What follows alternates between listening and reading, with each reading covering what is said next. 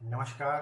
Pentium point technical college द्वारा आयोजित इस ऑडियो वीडियो क्लास में बीकॉम इकोनॉमिक्स एवं बीकॉम ऑनर्स प्रथम सेमेस्टर के सभी छात्रों का आज दिनांक 1/5/2020 को समष्टि अर्थशास्त्र की क्लास में मैं डॉक्टर राकेश तिवारी स्वागत करता हूं। आज हम मुख्य रूप से दो मुद्दों पर चर्चा करेंगे कि राष्ट्रीय आय की आधुनिक परिभाषा क्या है और राष्ट्रीय आय की गणना के से जो संबंधित कठिनाइयां हैं वो कौन सी हैं। तो सबसे पहले हम चर्चा करेंगे राष्ट्रीय आय की आधुनिक परिभाषा के ऊपर। तो यह परिभाषा सबसे पहले प्रोफेसर साइमन कुजनेट्स ने दी। साइमन कुजनेट्स की परिभाषा जो थी वह फिशर के उपभोग पर केंद्रित थी और साइमन कुजनेट्स ने इसके बारे में कहा कि राष्ट्रीय आय वस्तुओं और सेवाओं का वास्तविक उत्पादन है जो एक वर्ष की अवधि में देश की उत्पादन प्रणाली से अंतिम उपभोक्ताओं के हाथों में पहुंचता है। साइमन कुजनेट्स के अनुसार कि जो आप राष्ट्रीय आय में उन वस्तुओं और सेवाओं के वास्तविक उत्पादन को काउंट करेंगे जो एक वर्ष के अंदर उपभोग कर ली जाती हैं। इसके बाद प्रोफेसर कोलिन क्लार्क ने अपने परिभाषा में कहा कि किसी विशेष अवधि में राष्ट्रीय आय को उन वस्तुओं और सेवाओं के मौद्रिक मूल्य में व्यक्त किया जाता है जो उस विशेष अवधि में उपभोग के लिए उपलब्ध होती है। वस्तुओं और सेवाओं का मूल्य उनके प्रचलित विक्रय मूल्य पर आधारित होता है। अर्थात दो बातें प्रमुख रूप से स्पष्ट हो रही हैं कि वस्तुओं एवं सेवाओं का उत्पादन ज्ञात किया जाता है इसके अंतर्गत और इनके अंतिम उद्देश्य को उपभोग ही माना गया है।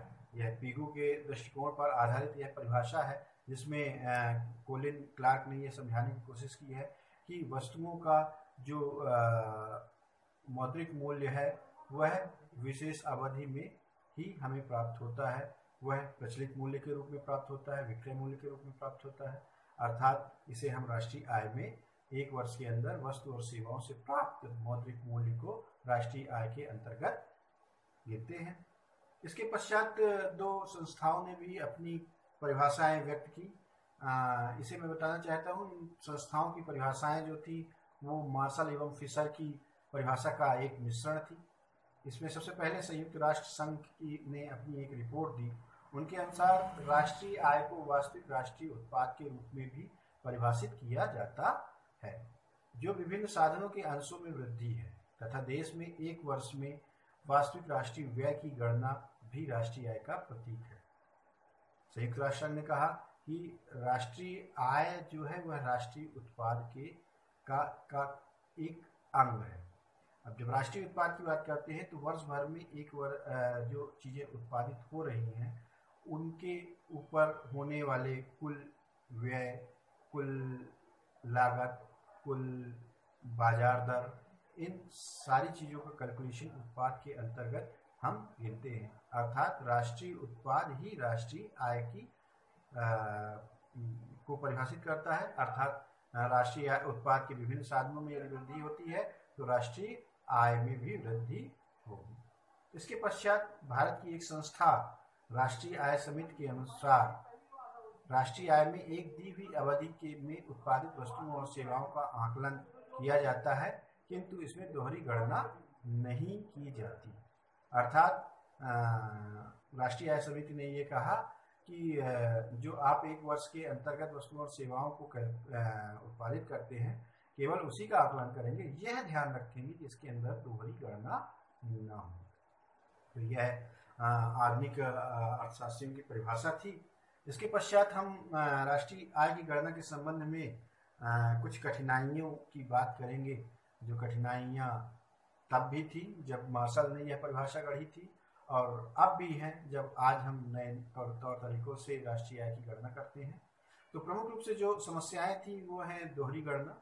राष्ट्रीय आय के अंतर्गत दोहरी गणना एक विशेष समस्या बनकर उभरती है। उत्पादन 3 चरणों में होता है।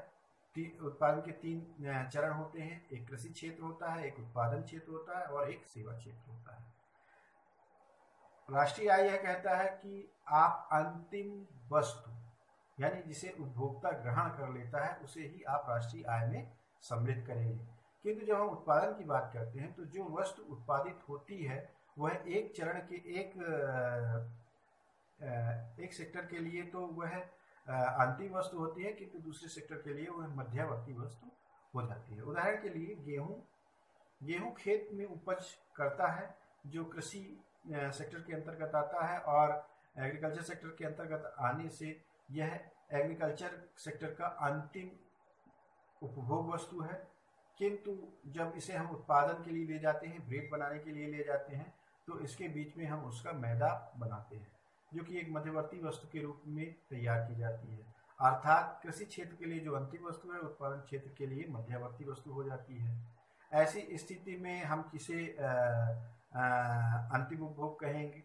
क्या हम गेहूं को अंतिम उपभोग कहेंगे या ब्रेड को अंतिम उपभोग कहेंगे?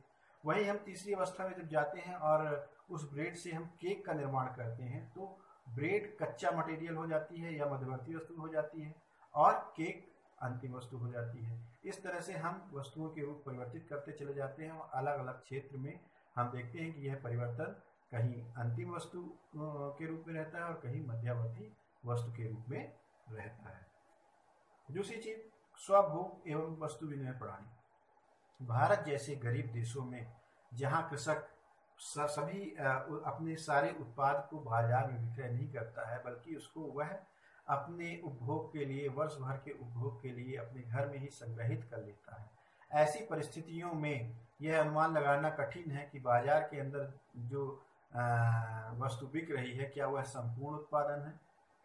इसलिए इसकी राष्ट्रीय आय में गिनती नहीं होती है, और हम यह नहीं कह सकते हैं कि यह हमारा कुल उत्पादन है।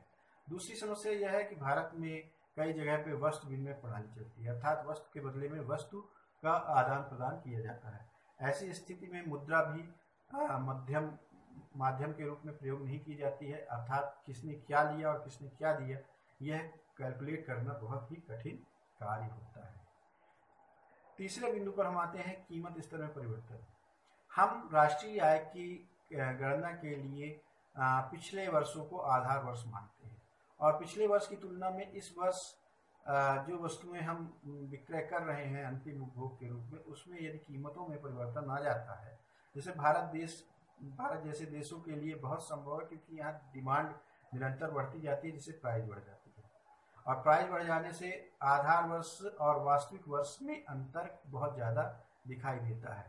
पर यह अंतर महंगाई बढ़ने के कारण हुआ है या राष्ट्रीय आय में वृद्धि के कारण हुआ है, इस चीज का अनुमान लगाना एक कठिन कार्य होता है। इसके बाद विश्वसनीय समूहों का अभाव। भारत एक ऐसा देश है जहां पर विश्वसनीय समूहों का अभाव रहता है, क्योंकि यहाँ पर कुछ भी चीजें अभी सभी चीजें अनुमानित ढंग से की जाती हैं, ना कि वास्तविक रूप में। इसलिए यहाँ पर डाटा की विश्वसनीयता का प्रश्न चिन्ह रहता है। विशिष्टीकरण की कमी। विशिष्टीकरण की कमी का अर्थ है कि श्रम के अंदर विशिष्टता का पाना।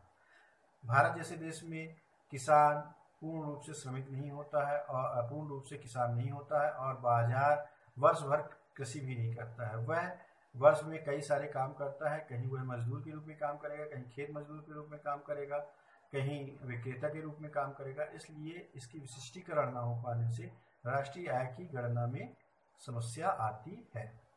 फिर कुछ विशिष्ट सेवाएं। बहुत सारी ऐसी विशिष्ट सेवाएं हैं जिनमें हम अंतर नहीं कर पाते हैं, और उन सेवाओं को हम अलग अलग मापदंडों पर देखते हैं। जैसे एक महिला की सेवा। एक महिला यदि हॉस्पिटल में अपनी सेवा देती है और उसके बदले में मुद्रा प्राप्त करती है, तो वह राष्ट्रीय आय में गिना जाएगा। लेकिन वही सेवा वह अपने घर में अपने पति और बच्चों को देती है और उसके बदले में कोई मुद्रा प्राप्त नहीं करती है, तो वह राष्ट्रीय आय में नहीं गिना जाएगा। इस तरह साथियों, हमने अपने दोनों प्रश्न का जवाब खोज लिया। मैं आप लोगों ने सभी ध्यान से सुना, इसके लिए मैं सभी को धन्यवाद देना चाहता हूँ। साथ में मैं संस्था के संचालक Shri B N Tripathi ji, Shri AD Shri SK Tripathi ji एवं प्राचार्य डॉक्टर सीमा शुक्ला जी का भी धन्यवाद प्रस्तुत करना चाहता हूँ। एक बात बच्चों मैं और कहना चाहूँगा, ये जो सभी कुछ आपको ऑडियो, वीडियो और PDF के माध्यम से मटेरियल पहुँच रहा है, इसकी सुविधा प्रदान करने के लिए हमारे कॉलेज ने बहुत अधिक प्रयत्न किए हैं। हमारे ये सारे मटेरियल YouTube चैनल पे और आपके WhatsApp पे आपको भेजे जाते हैं। आपसे हम लोगों को एक ही अपेक्षा होती है कि यह चीज़ें आप तक पहुंच पाई या नहीं पहुंच पाई, या कैसी पहुंच पाई, इसे आपको पसंद किया या नहीं किया, इसको जानने के लिए हमें आपके लाइक्स की आवश्यकता होती है। अर्थात हमारे जो यूट्यूब चैनल है उसमें आप जाके बेल आइकॉन के बटन को पुश करके और चैनल को सब्सक्राइब करें तथा जितने भी टीचर अपने वीडियो लेक्चर दे रहे हैं उनके वीडियो को आप लाइक करें। आप सभी लोगों ने ध्यान से सुना, इसके लिए आप सभी को धन्यवाद। नमस्कार।